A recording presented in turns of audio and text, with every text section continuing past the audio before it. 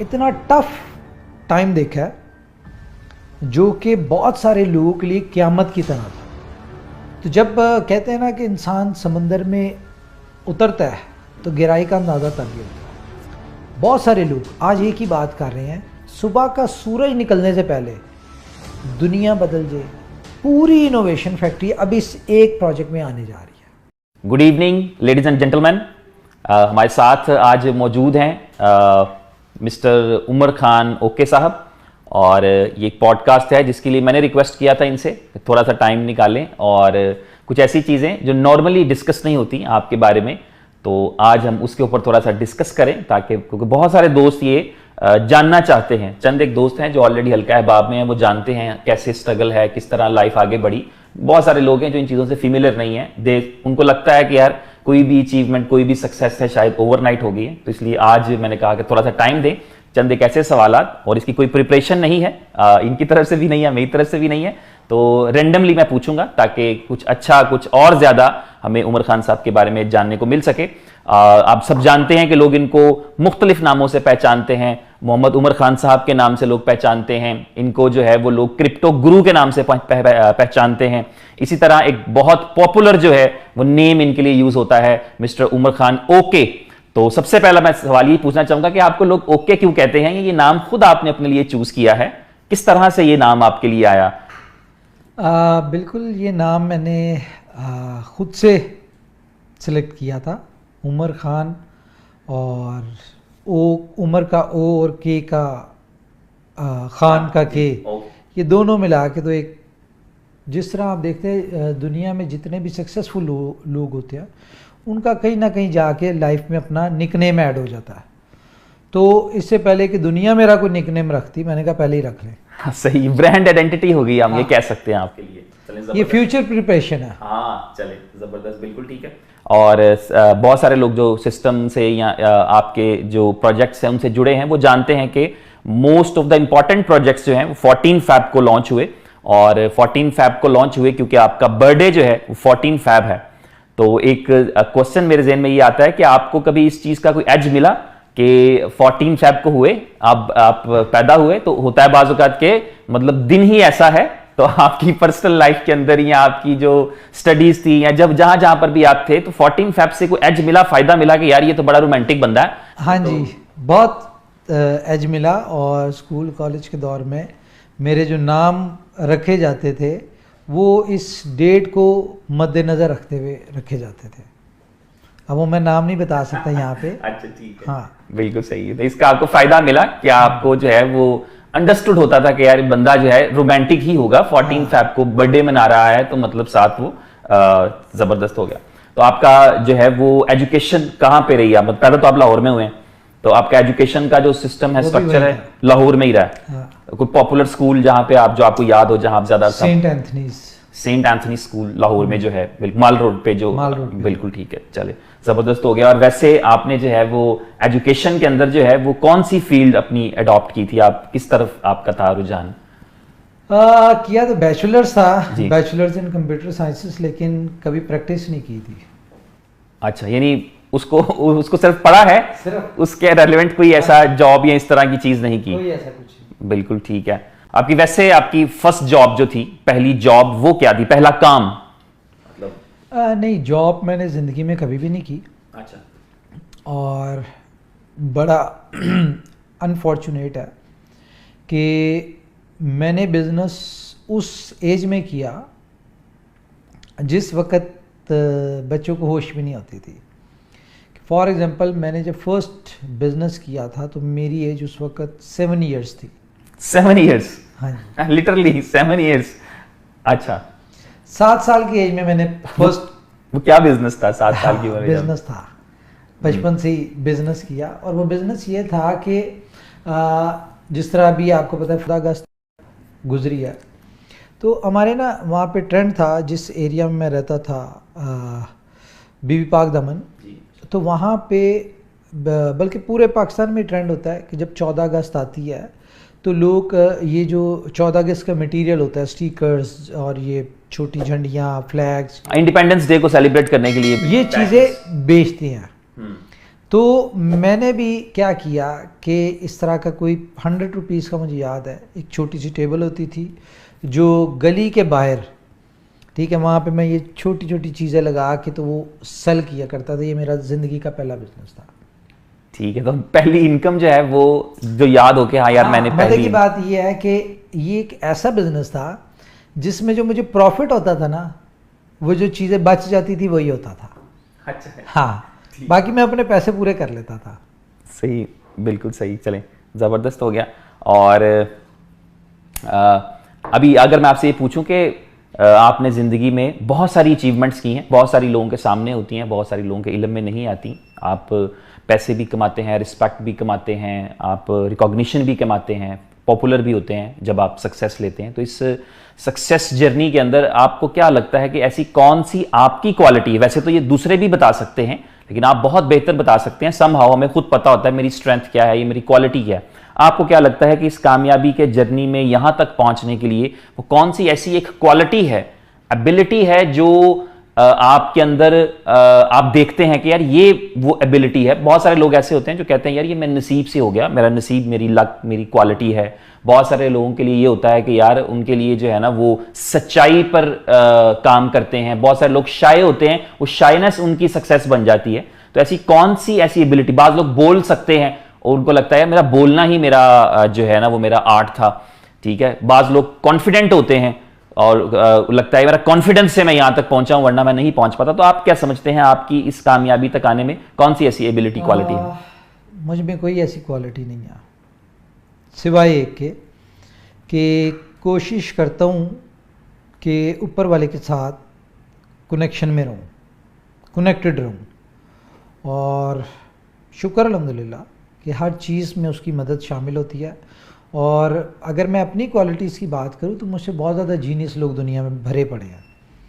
Educated بہت زیادہ مجھ سے زیادہ، خوبصورت، انٹیلیجنٹ، یو نیم اٹ، بہت ساری کوالٹیز لوگوں میں ہیں.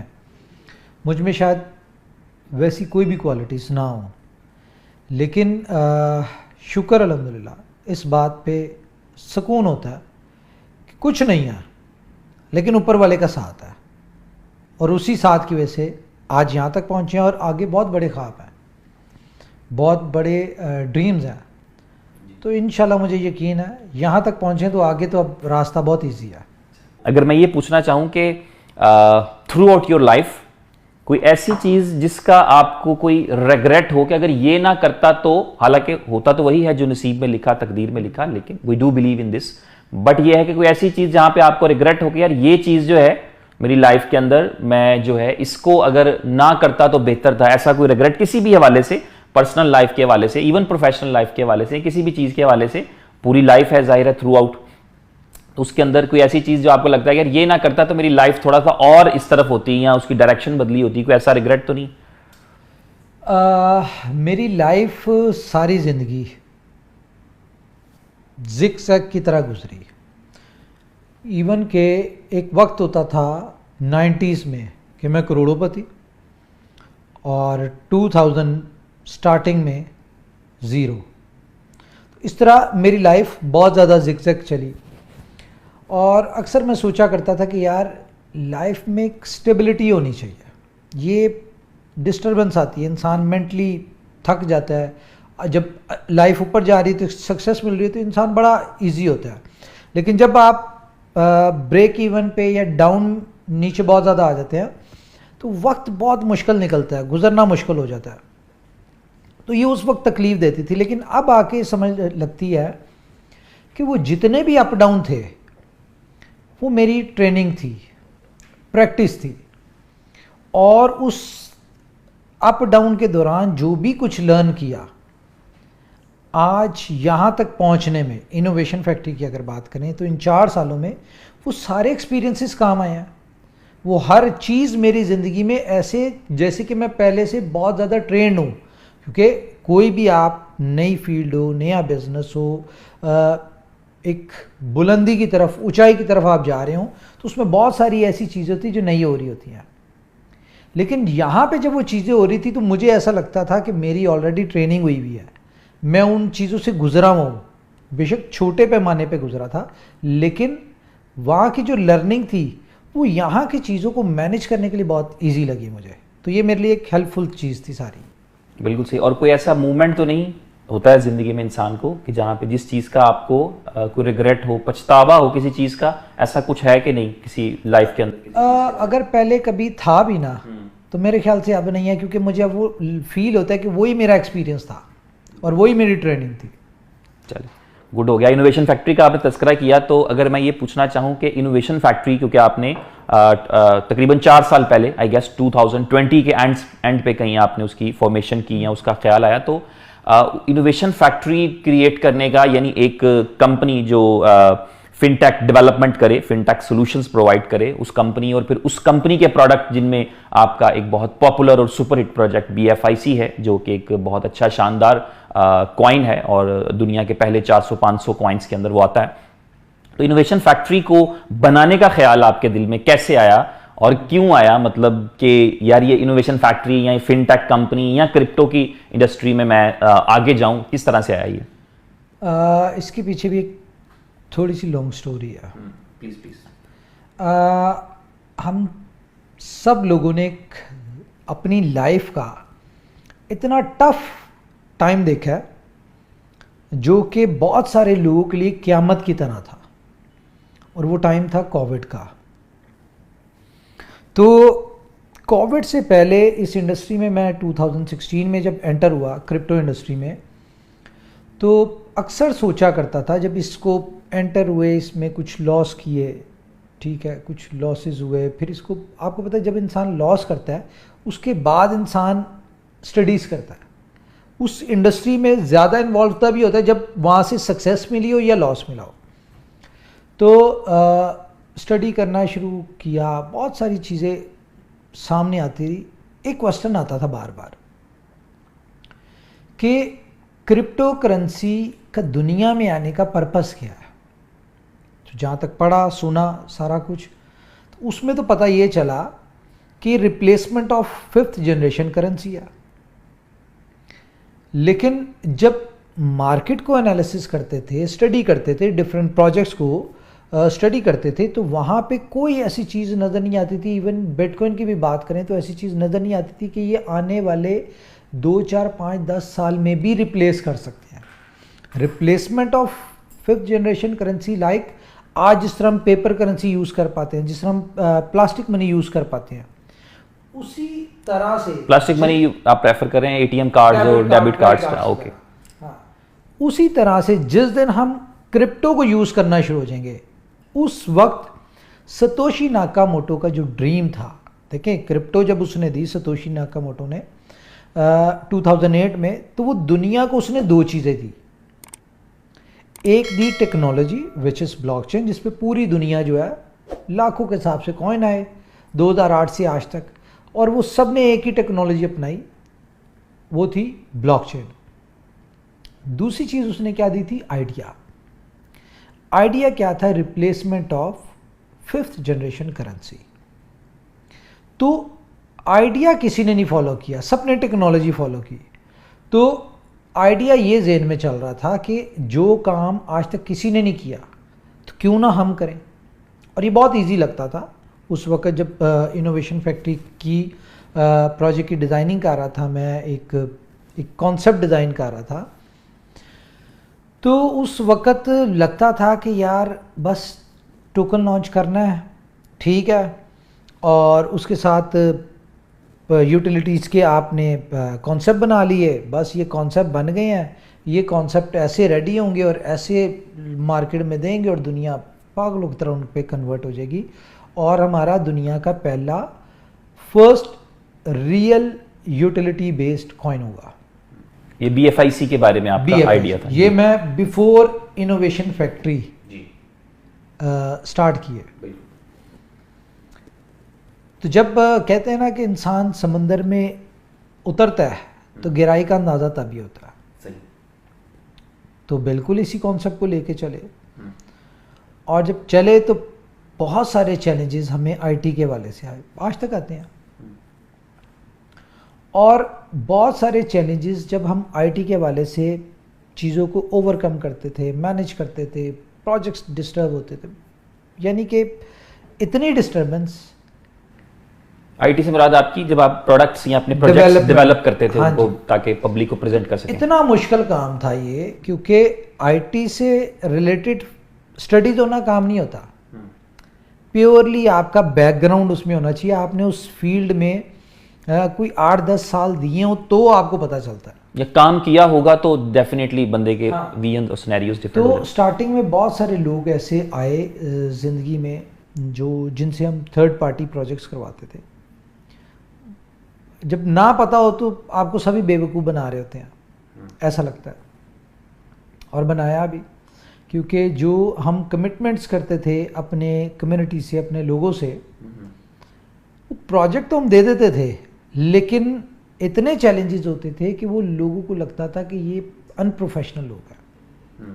نو ڈاؤٹ آئی ٹی کی فیلڈ میں ہم تھے بھی, لوگ آپ کی انٹینشنز نہیں دیکھ پاتے تھے کہ آپ نے کتنے اچھے ارادے سے, کس نیت سے, کانسیپٹ نہیں دیکھتے تھے, آئیڈیا, جبکہ دنیا میں صرف آئیڈیا بکتا ہے, لیکن لوگوں کو ایگزیکیوشن سے ہوتا ہے مطلب کہ یار جب ایگزیکیوٹ ہوگا تو ہمارے لیے کیا بینیفٹ. ہماری غلطی اس میں یہ ہے کہ ہم نے کیا کیا کہ ہمیں خود آئیڈیا نہیں تھا کہ آئیڈیا کے بعد ڈیولپمنٹ, اور ڈیولپمنٹ کے بعد پروجیکٹس کی لانچنگ کے بعد اس کو سکسیزفل ہونے میں کتنا ٹائم لگتا ہے. ہمیں یہ لگتا تھا کہ بس ہم نے یوں لانچ کرنا ہے, یونیک کانسیپٹ ہے, یونیک آئیڈیا, دنیا میں ایسا کبھی کچھ نہیں ہوا, تو ہم نے جیسی لانچ کرنا ہے تو پوری دنیا نے اس میں آ جانا, جبکہ ایسا نہیں ہوتا ریئلٹی میں. تو خیر بہت سارے چیلنجز دیکھے, لیکن ڈے فرسٹ سے ہم ایک گول پہ چل رہے تھے, جو آج صبح ہی میں اسٹڈی کر رہا تھا, میں آپ کو بتاتا ہوں. کیا گول تھا وہ؟ ڈے فرسٹ سے ہم صرف ایک چیز کے اوپر فوکس تھا کہ ہمیں دنیا کی سب سے بڑی ہولڈر کمیونٹی بننی ہے. اچھا. اور اس ہولڈر کمیونٹی کو بنانے کے لیے ہمیں نیٹ ورک مارکیٹنگ کے پروجیکٹس کو ان کا سہارا لینا پڑا. اور ہولڈر کمیونٹی سے مراد یہ ہے کہ جتنے زیادہ لوگوں کے پاس آپ کے ہمارے کوائن کے ساتھ ایسوسیٹ ہونے چاہیے لوگ. ٹھیک ہے. کسی کے پاس ایک کوائن ہے, آدھا کوائن ہے, 0.1 ہے, 100 ہے, 1000 ہے, لیکن ہمارے پروجیکٹ کا پارٹ ہونا چاہیے. وہ بالکل ٹھیک ہے. ان کے سٹیکس ہونے چاہیے, اور ان کا ہمارے پروجیکٹ میں کہیں نہ کہیں ایک کہہ لیں کہ ہمیں ایسا فیل ہو کہ جتنے زیادہ لوگ ہوں گے ہمارے ساتھ کندھا ملا کے کھڑے ہوں گے, ہمارے سٹیک ہولڈرز ہوں گے, ہم اتنی بڑی سکسیس لیں گے. تو اس چیز کمیونٹی جنریشن کے اوپر ہم نے بہت سارے پروجیکٹس کیے. نو ڈاؤٹ ہم آج 20 ملین یوزرز تک پہنچ چکے تھے. واو, گریٹ.